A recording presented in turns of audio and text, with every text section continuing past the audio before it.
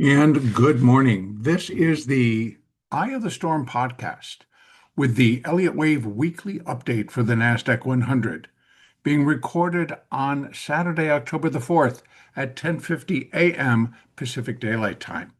As always, I'm going to start here on my Nasdaq 100 monthly chart. It's the cash market, the NDX.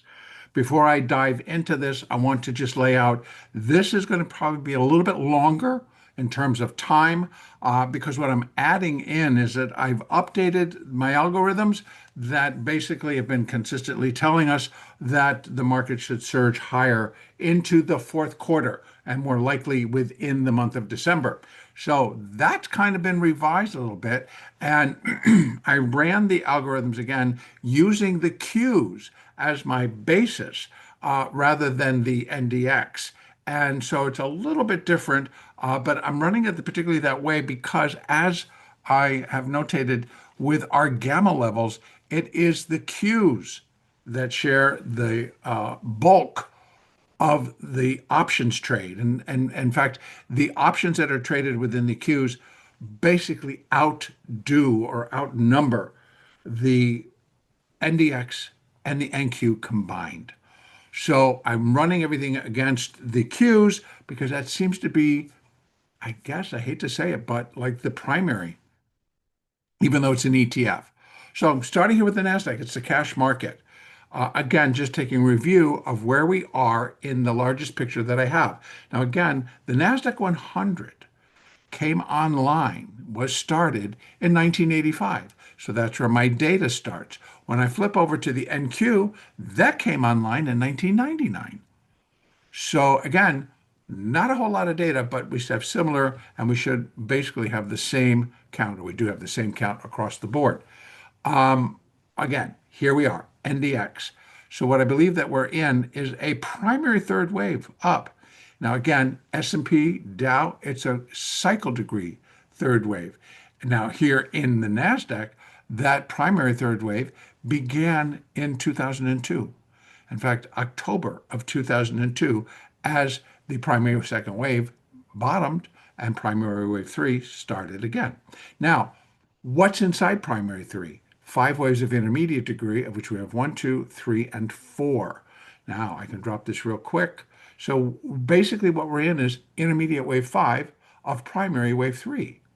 So, and now within intermediate wave five, what does that tell us? Well, we have five waves of minor degree, of which we have one, two, three, and four in place. And so that puts us in minor wave five of intermediate wave five of primary wave three. Minor wave five will consist of five waves of minute degree, of which we have one, two, and three. A lot of data sits in there. I'll be opening up that chart, so we'll be able to take a look at all of it. But just to kind of complete the Elliott, we're in minute wave four coming down. So one through three in a minute degree is complete, bringing it down to the daily. And you're going to see there is minor wave five. And here we have one, two, three, and we're inside the fourth. In fact, within that fourth now, I'm bringing it down one more time. Here we are inside this minute fourth wave. The third wave topped on the 22nd of September. We have minuet wave A, and now I believe on Friday's highs, which came in at 24,958. I think that completed the minute B wave, 1.236 on the level that it was reached to actually keep it in a irregular B wave because it made a new high above the wave three. And so now we have begun to drop within the minuet C wave. And within that, there's going to be five waves of sub-minuet degree, of which I think we're just at the very beginning. Maybe this will get, no, I still think it's in the beginning. If anything, it's 1, 2, and then 1, 2.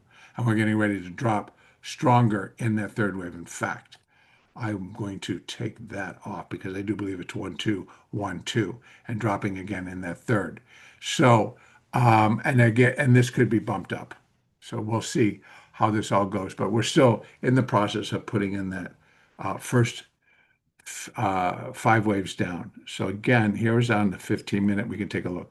1, 2, 3, 4, and likely coming down to finish the 5 there, and that would put subminute wave 1 in place, and then we get another 2 and then another drop. So it's going to take some time to unfold. Now, I want to back up on all of this, and I'm going to go back out. Let me see to my weekly chart. Now, first thing you notice is like, wait a minute, Michael, that was yellow last week. Now it's green. And the reason that it is green is because we are finishing a primary third wave. So I wanted to indicate what we'll be completing within this box here. It's going to be the primary fourth wave. Now, I want to add one more area of interest. And so I'm going to put another drawing in and I'm going to label it as such. And that, I believe, I'm going to edit and change that color. And I'm going to make this yellow. Now you can say, wait a minute, Michael, those are minor degrees, 3 and a 4. Why are you changing that to yellow? I'm changing it to yellow because I'm expecting, right, what's going to be inside primary wave 4? An ABC of intermediate degree. So I'm expecting the intermediate wave A to come down to this level. Now that's a little bit larger picture because we're still haven't even gotten to the point where primary 3 is complete. But my first leg down, this is where I'm expecting it to come into. Now, let's take this back down and I'm going to put it back on the hourly chart. So what we're coming and working through right now is the C wave to finish the minute third wave. Our fibs suggest that here we have 100% where wave C would be equal to wave A at 24,357 or 358. And that is going to, in my opinion, just be support, not necessarily support to finish the C wave. Why? Because the C waves are regular. So keeping that in mind, when we're using fibs to put that C wave in, the Fibonacci ratio that goes back and it goes along with a C wave within an irregular B wave move, right? So it's an ABC, B waves are regular, the C wave will come in at 1.618 versus the most common, which is 100%. So that comes down, puts a new low below wave 8. That's one of the things that we definitely look for. And 1.618 does kind of begin to put us into, if we go back for a little bit further out, that B wave does a little bit higher. And I think it just manages to get inside the previous, the territory of the previous fourth wave. So now, here's something I want to start to talk about. You know, I've been talking about that I run algorithms, and those algorithms to really find out what should be going on in our markets going into year end. And they've consistently suggested that we should see a surge, a rally into the fourth quarter, and then a surge higher within the fourth quarter. And so now that we are in the fourth quarter, and so as of October the 2nd, that's when I actually went in and I reran the algorithms to start to put some finite points together for, well, where can we expect things to come in? And one thing that I added to this is what I call the tails. And we have a right tail, we have a left tail. The right tail is for the bullish outlook. So the move up, what are we looking for as a move up? We're looking for a minute fifth wave. Once we're done with the fourth, we're looking for a fifth wave back up. And that minute fifth wave would complete itself. And the minor fifth wave and the intermediate fifth wave and the primary third. So it is that minute fifth wave that carries the balance of the weight to get us up to the levels to complete everything above it. Okay, so I went back in and I ran the numbers and I basically started to put together a picture of what the market could or could not do. Now, there's two things that are kind of going on.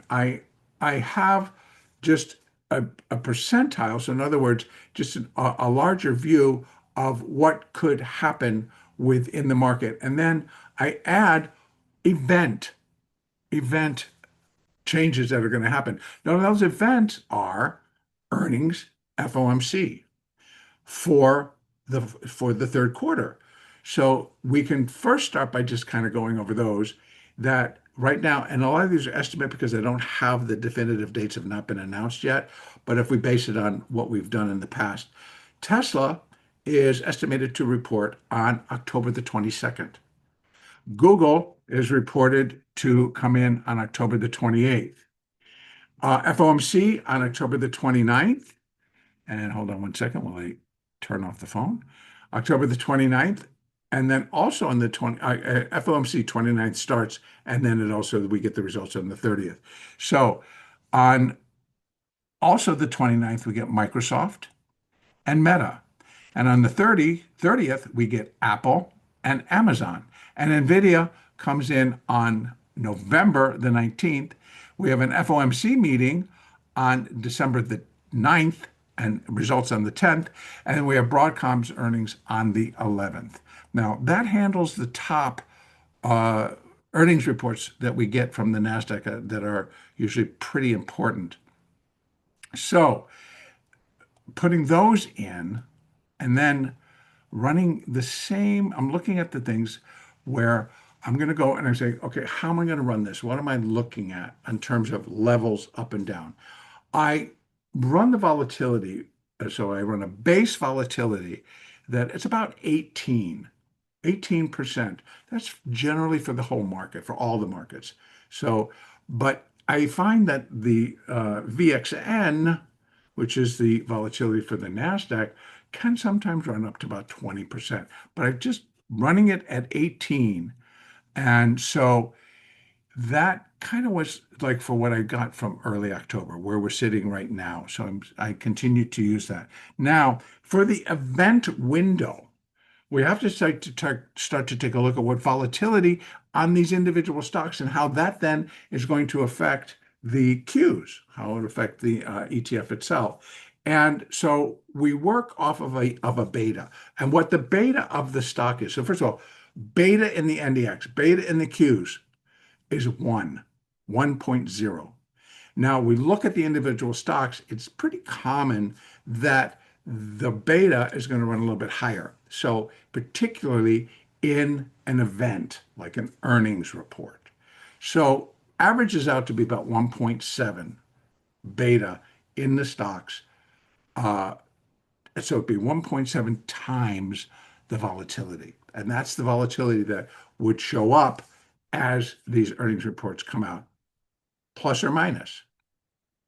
Okay, so again, what we have inside are our earnings reports. Now, one other thing, I asked it to take my Elliott wave count and overlay it, and now also start to include that. And so here's what it came back with. It came back and said it's like a mild bullish bias, a mild bullish bias. Now, this is what I found interesting of the algorithm. It's like, what are you going to consider mild if I'm looking for this thing to go up again above 25,000 and again probably above 26,000? I guess it thinks that's mild. So anyway, a mild bullish bias into November. And consider that we have that primary third wave. So that's kind of what it's going, that push from the primary third. And then we have a corrective bias from December the 10th to the end of the year. Now you'll find that if you listen to the S&P update that I made, same. So we have that same bias. And so the Qs, and then I turned around and I ran it on that same basis for the spiders. That's why those are going to be the same. So what we're looking for, again, using the Qs as my proxy for the NASDAQ 100, that what I have is a distribution, and the percentiles are the 5th percentile, the 25th, the 50th, the 75th, the 95th percentile. And so, for up and down.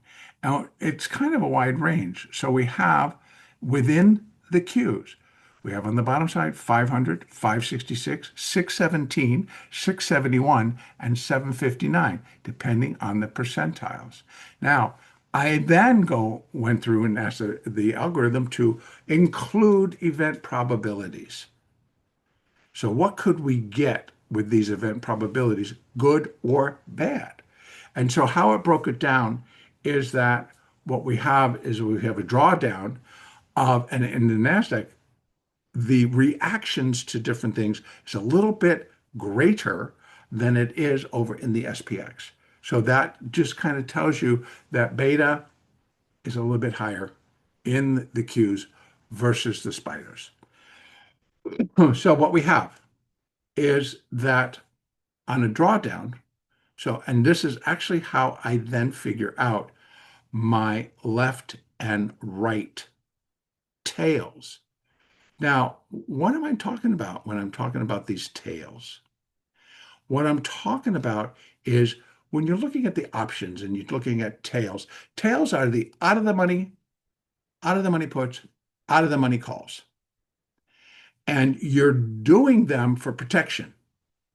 Usually protection for a stronger upside move or protection for a stronger downside move.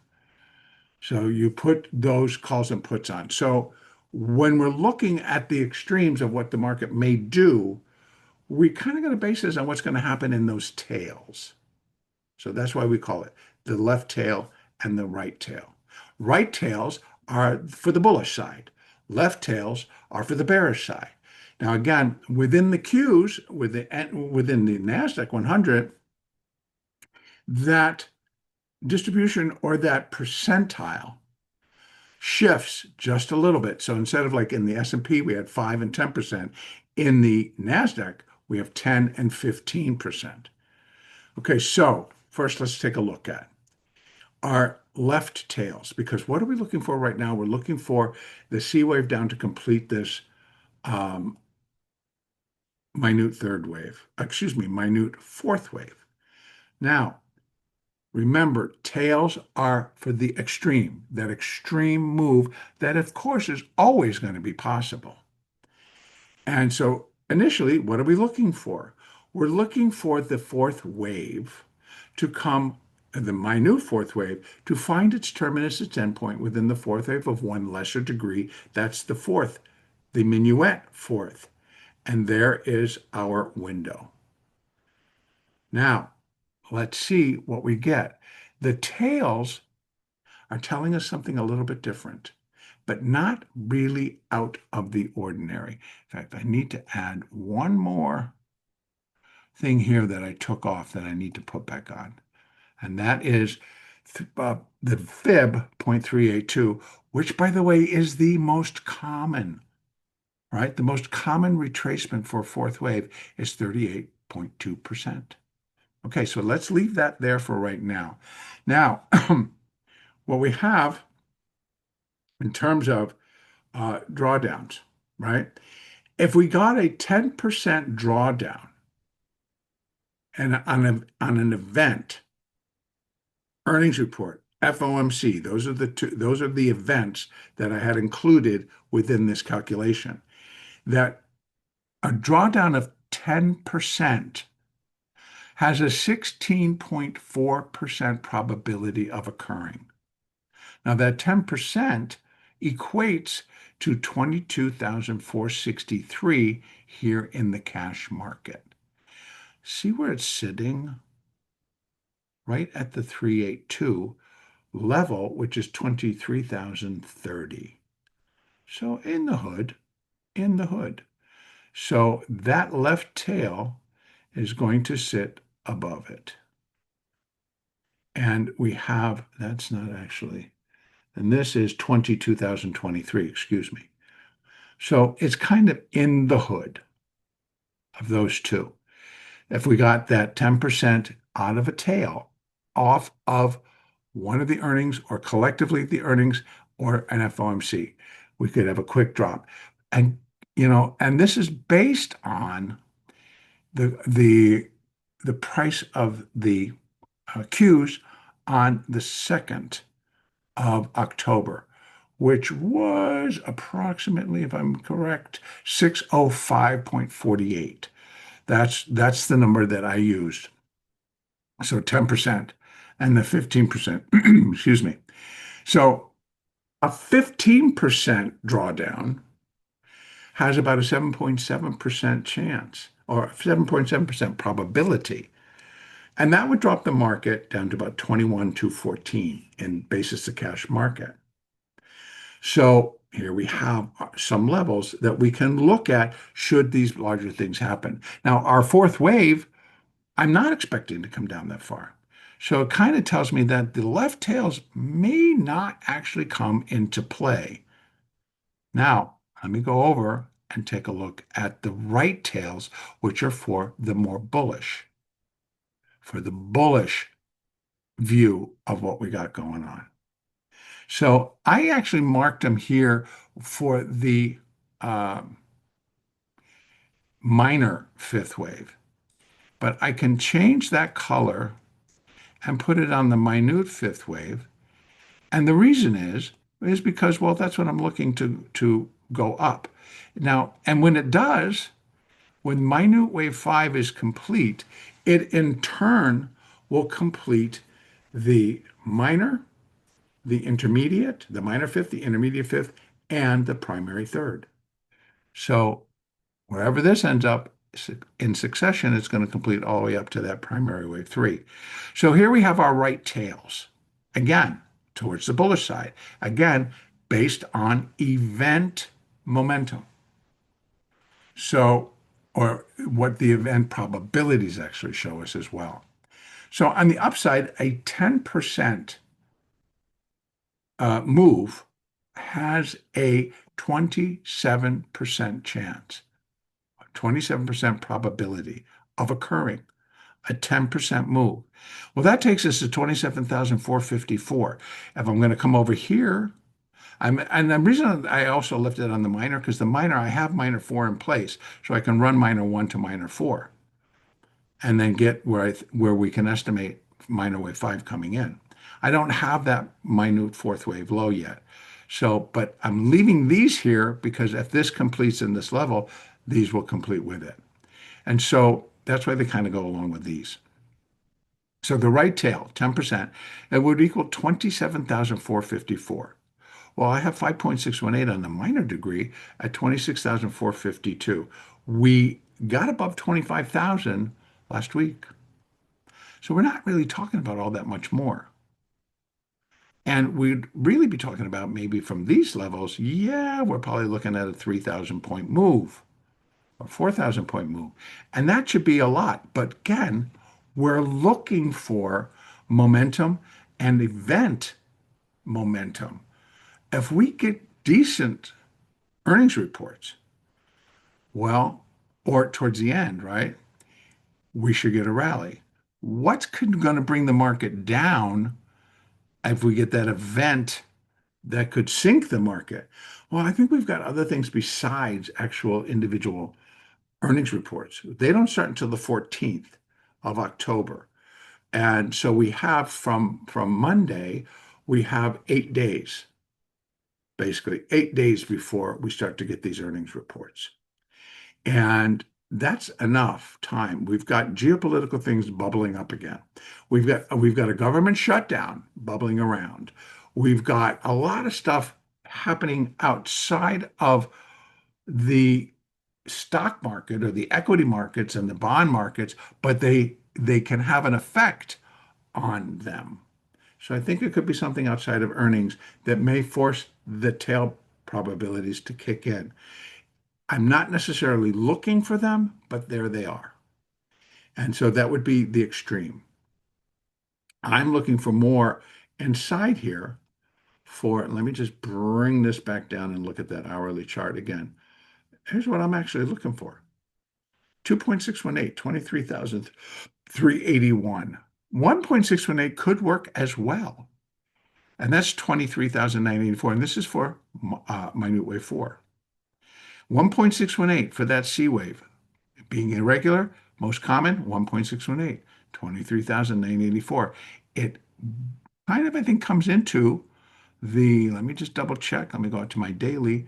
Does it come into yeah, it does. 1.618. No, barely, barely, barely touches the top side of it. But it's still, it could work. It could fit. And if it came here, stopped, and we started to rally, well, I would suggest that minute wave 4 is complete. Now, full coming in to the previous fourth wave price territory is 2.618. That's 23,381. Just go below, we're starting to get 2.236 on a fib for the whole minute 3, excuse me, minute 4. It comes in at 23,083. So it's in the hood from this. Yep, it's about 300 points away, but still closer. And the left tails are for that extreme. And we know that the cause of the extreme, it's out there. It's out there, and it could kick in. And it comes from several different areas. But right now, I'm sticking to the technical, and I'm sticking to what we have, all things remaining constant. Now, so again, that upside plus 10%. So momentum would be in its favor. And that definitely could be based on an earnings report. Okay. So it's just it's interesting is that if I'm reading this whole thing, what we're kind of looking is skew shifted to the upside and an Elliott wave weighted bullish picture, right? Which kind of tells me we're going to be done with wave 4 and be pushing into wave 5. And that should take us through late November and through these stacked earnings clusters between October the 22nd and October the 30th, and then again on October the 19th. So that lifts that right tail to the 75th to the 95th percentile. The 75th and the 95th percentile suggest 671 to 759. Okay, 671 to 759 in the Qs. I will translate them as best I can when we get going on them. But in the Qs, and I'm going to talk about the Qs in just a moment. So we have all this stuff sitting out there. We have now a little bit tighter time frame of coming in to like October 22nd to 30th and November the 19th. So I'm looking for this regime to go through late November, this upside move actually. So where am I thinking like, okay, where can we really finish up? Minute wave 5, minor wave 5, intermediate 5, primary 3. Late November into the beginning of December. Now that kind of still agrees with the original algorithm run that suggested that we surge into December. But at the same time, it was saying that we had the possibility where the market then could turn lower. So we're looking at December the 10th. Well, December the 10th is also FOMC day in December. Maybe it's a disappointment. Maybe it'll show something different.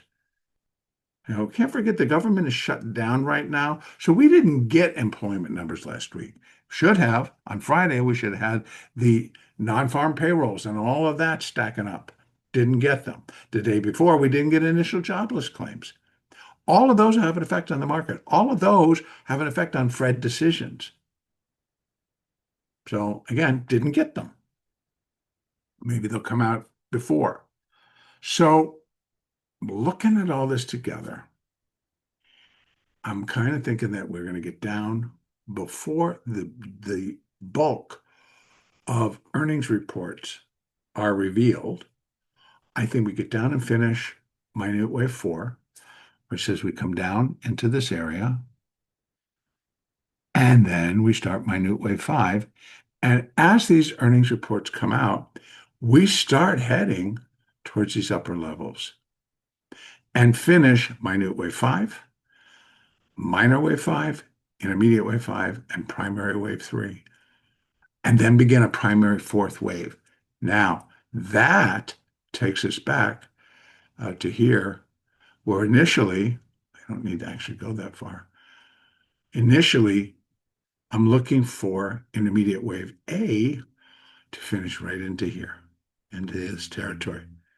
So we have already gone maybe down to maybe looking at the top side of it. But what we're looking for, and once we're done going back all the way back up, we come back down and we enter into here in intermediate wave A of primary wave 4. Now, moving at one more ladder out, so primary 4, I am looking to come into this zone. That's why I changed this to green. It was yellow. I apologize. It should have been green. It is the intermediate fourth wave. It's a territory of the intermediate fourth wave, but it's a primary degree 4 that I'm looking to complete down in that window. This is intermediate wave A of primary wave 4. Then we get a B wave rally, then we get a C wave down, and then I can go back into here. So we have a lot of activity coming in, all probably taking us into 2026. So I think that primary wave 4 will cover us likely first, maybe second quarter of 2026.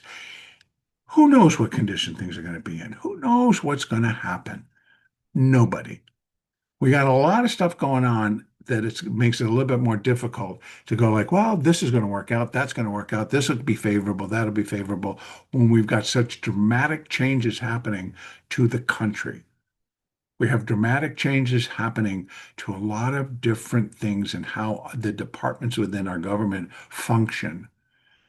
And yeah, there's a lot of things that just, as citizens, we've not really witnessed this type of stuff. And so we're going to see how this all fits in. Again, algorithms are algorithms, and they're set up and they're not gospel, but they give us indications. And a lot of it, they're taking a lot of math, they're taking a lot of numbers, they're taking a lot of data and compiling it. So, and this is where it comes from. This is where we get. So I think, the accuracy may not be pinpointed, but I think we've got some good levels to go with. All right, I want to jump over and look at the NQ. So anyway, so that time frame, again, what we're looking for is late November.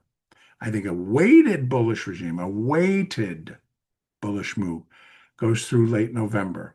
And that's due to the stacked earnings clusters, all in the Nasdaq, from October 22nd to the 30th. And then that Fed on the 19th. So I think it can go through to the 19th. Then we start to decline. Or we might even run it all the way through December the 10th, and then we decline. Okay. So we get finished with minute wave 4. We start minute wave 5.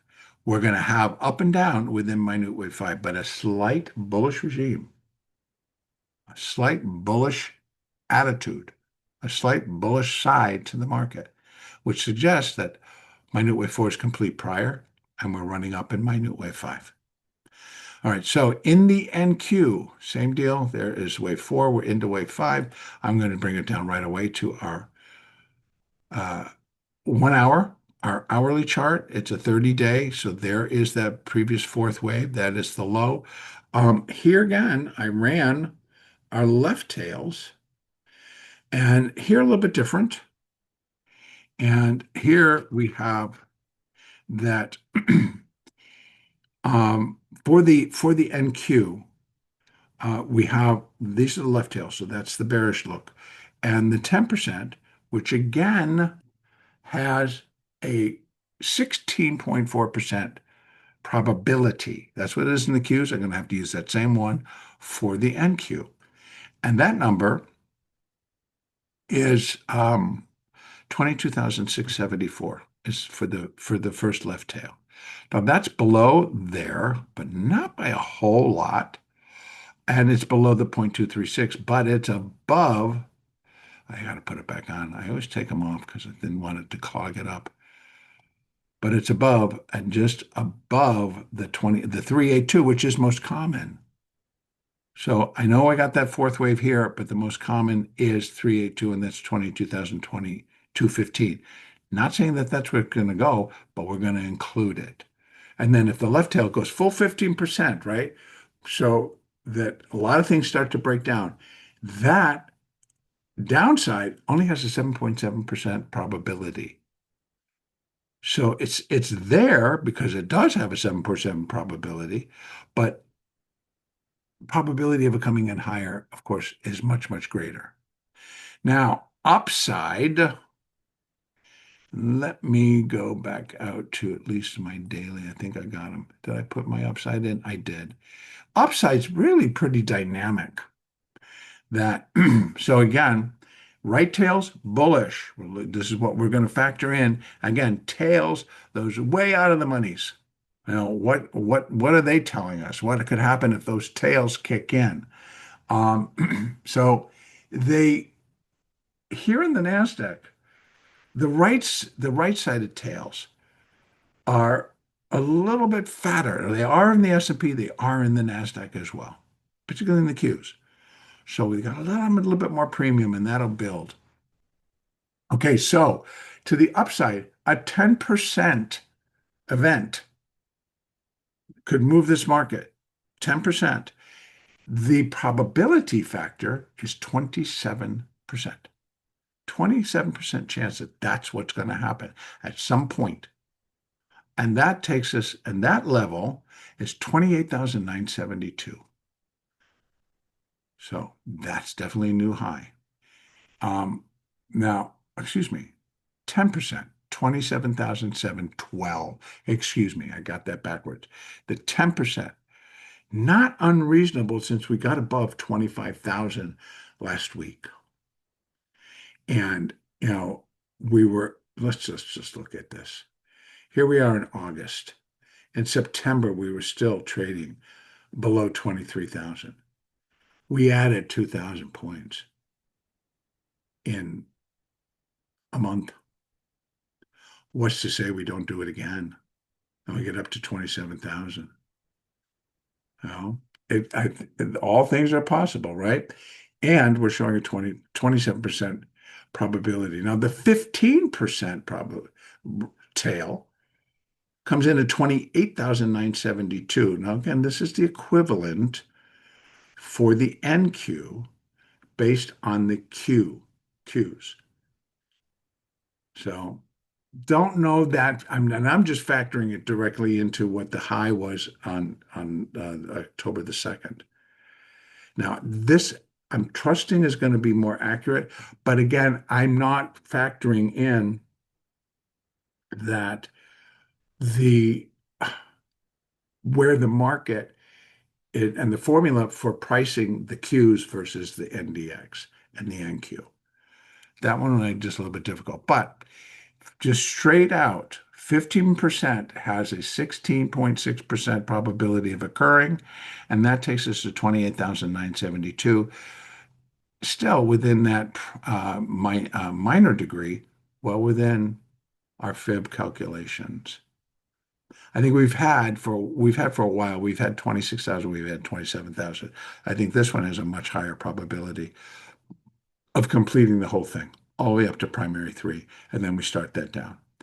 And I think these, yeah, we could fall apart, but we'll take a look to see what's causing it and where's the market coming from should it get here.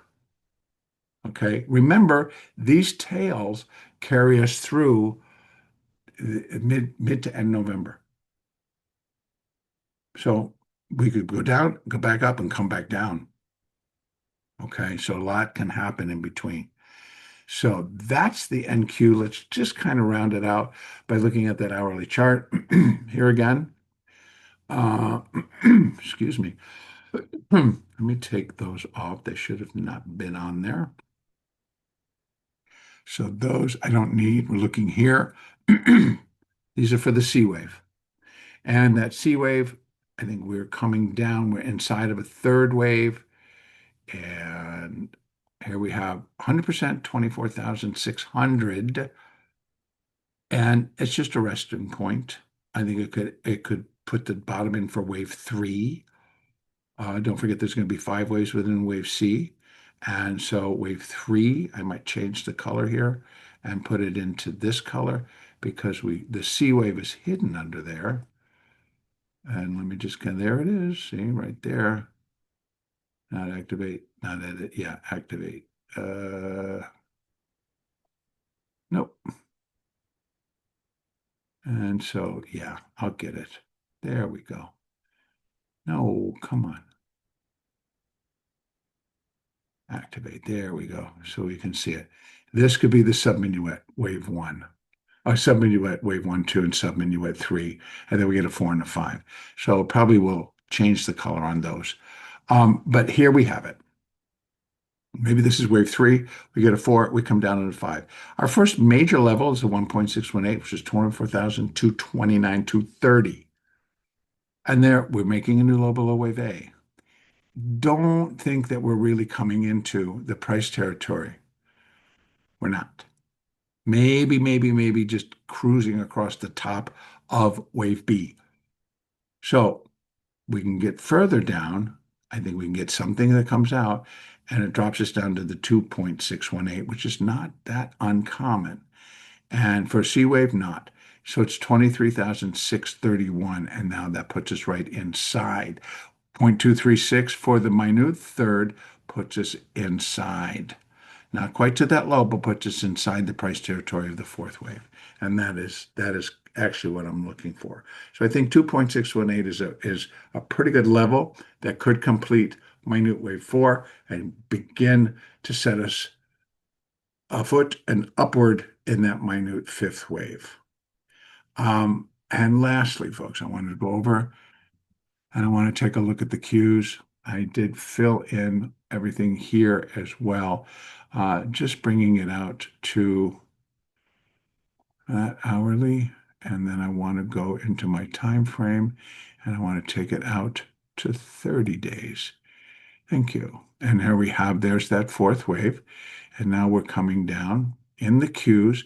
We have 593, 584, 1.618.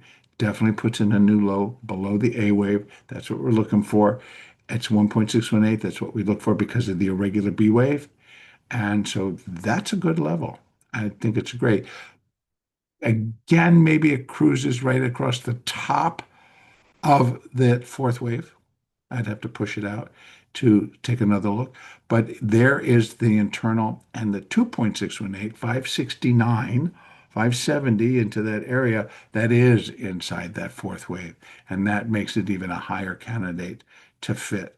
And we get something that kind of throws us into that downside move, not necessarily getting it all the way to the left tail levels, which here 10% would be 545. That would be 4.236, which again is also 0.382, I believe. Let me go out one. I need to just take a look. Yep, 4.236, and I think it's also the left tail at 545. So we had a lot going on there. And bringing it in, that takes us all the way down. And now we're at that fib level, and we're at another fib level, and that's the left tail. And it could happen. This is good. If it holds and we complete, so we get 5 waves down, and it looks like it, then we should launch. We should launch higher, and then we'll be back in that fifth wave. Upside tails, by the way. Let me go take this out to my daily. Upside tails. What are we looking at to the upside? 636, that's the 10%. And here, that 10% has 27.1% probability of occurring, of the right tails just kicking in, and we go throwing ourselves up there. That's only 636. We're up to 608, I believe. 608, 609. It's not all that much further than where we've already been. The 15% right tail takes us to 698, almost to 700. It is possible, but I'd be looking for this one first, and then again finishing all the way up. And unless there's so many things, if they all get resolved in our government, in the world, in all the geopolitical situations, well, yeah, then I can see that we really kind of go. I could see the Fed maybe deciding that if everything falls into place, they do give us another rate cut. But a lot of things have to happen prior to that. So again, I am going to finish it there. I'm now kind of going to be keeping up on a regular basis the Qs, the NQ, and the NDX. Uh, so we'll be keeping everything in line since it's really the Qs that I look at for my Qs in my clues in the NQ. All right, so that is it for today. Thank you very much for your time and your energy in watching. And the next update will be on Monday.